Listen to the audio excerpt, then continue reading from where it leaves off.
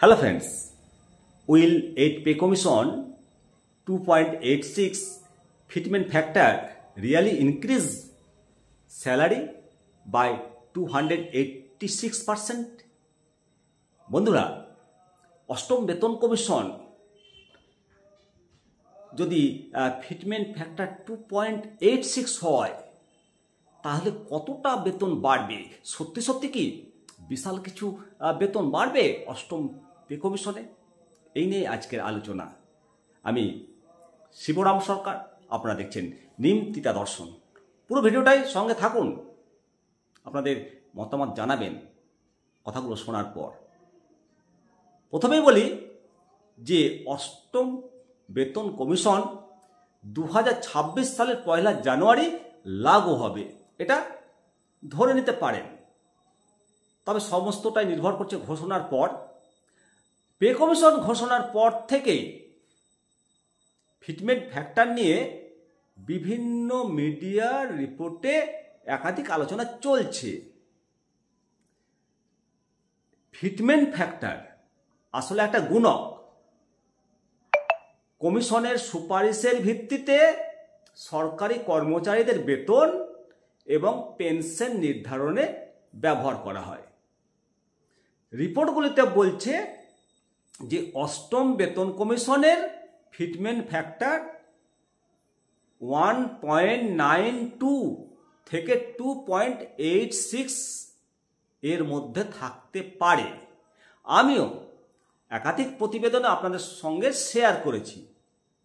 তবে এখানে একটা ভুল ধারণা রয়েছে। যে ফিটমেন্ট ফ্যাক্টর 2.86 হয় তাহলে বেতন এবং পেনশন সরাসরি একই হারে বৃদ্ধি পাবে না, সরাসরি একই হারে বৃদ্ধি পাবে না। বাস্তবে এই ফিটমেন্ট ফ্যাক্টর শুধুমাত্র আপনার বেসিক বেতনের ওপর প্রযোজ্য হবে, গ্রস স্যালারির ওপর নয়। অষ্টম বেতন কমিশনের ফিটমেন্ট ফ্যাক্টর নিয়ে প্রশ্ন উঠেছে যে এটি কি সত্যি উল্লেখযোগ্যভাবে বেতন বাড়াবে? বেতন বৃদ্ধির প্রকৃত হিসেব নিয়ে যদি আলোচনা করা যায় তাহলে ফিটমেন্ট ফ্যাক্টর কিন্তু শুধুমাত্র বেসিকের ওপর কাজ করে। সপ্তম বেতন কমিশনে ফিটমেন্ট ফ্যাক্টর কত ছিল? 2.57। প্রকৃত বেতন বৃদ্ধিটা হয়েছিল পে লেভেলের ওপর নির্ভর করে। যার যেমন পে লেভেল তার উপর বেতন বৃদ্ধিটা হয়েছিল। ধরুন একজন কর্মচারীর বর্তমান বেসিক 18,000 টাকা, 2.86 ফিটমেন্ট ফ্যাক্টরে নতুন বেতন হবে বেসিক 51,480 টাকা। কিন্তু এর সঙ্গে ডিএ, হাউস রেন্ট এবং অন্যান্য ভাতাগুলো যোগ হবে। সপ্তম বেতন কমিশনে মোট বেতনের বৃদ্ধি হয়েছিল গড়ে 14.3%। তাই অষ্টম বেতন কমিশনে 2.86 ফিটমেন্ট ফ্যাক্টর যদি হয় তাহলে প্রকৃত সম্ভাব্য বেতন 25 থেকে 30% মধ্যে বৃদ্ধি হবে। বেতন কমিশনের ইতিহাসগুলো যদি দেখেন তাহলে প্রকৃত বেতন বৃদ্ধির ফিটমেন্ট ফ্যাক্টরের সঙ্গে সরাসরি কিন্তু সমানুপাতিক নয়। ষষ্ঠ বেতন কমিশনে বেশি বৃদ্ধি হয়েছিল, কিন্তু সপ্তম বেতন কমিশনে কমে গেছিল। অষ্টম বেতন কমিশনে যদি 2.86 ফিটমেন্ট ফ্যাক্টর হয় তবে 30 থেকে 35% বেতন বৃদ্ধি হতে পারে। মাননীয় অর্থমন্ত্রী নির্মলা সীতারামন জানিয়েছেন যে অষ্টম বেতন কমিশনের কার্যবিবরণী নিয়ে মতামত চাওয়া হয়েছে। 2025 সালের এপ্রিল মাসের মধ্যে কমিশন গঠন হবে।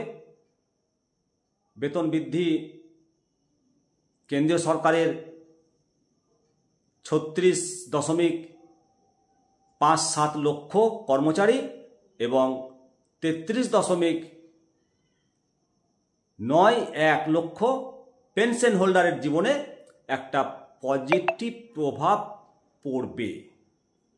তবে সরকারের ব্যয়ও বাড়বে এবং রাজস্ব ঘাটতির ওপর একটা চাপ সৃষ্টি করবে।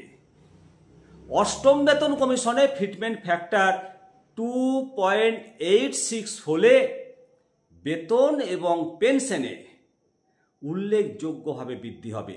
তবে এটি 2.86 গুণ বৃদ্ধি নয়, এটা মনে রাখতে হবে। প্রকৃত বৃদ্ধি হবে 25 থেকে 35% মধ্যে। 2025 সালের এপ্রিলে কমিশন গঠনের সুপারিশ এলে এই বিষয়টা আরও পরিষ্কার হবে। এখন কর্মচারী এবং সমস্ত পেনশনভোগীরা আর্থিক ভবিষ্যতের জন্য অপেক্ষা করছেন। একই সঙ্গে পশ্চিমবঙ্গের কর্মচারীরা কবে সপ্তম বেতন কমিশন গঠন হয় সেই দিকেই নজর।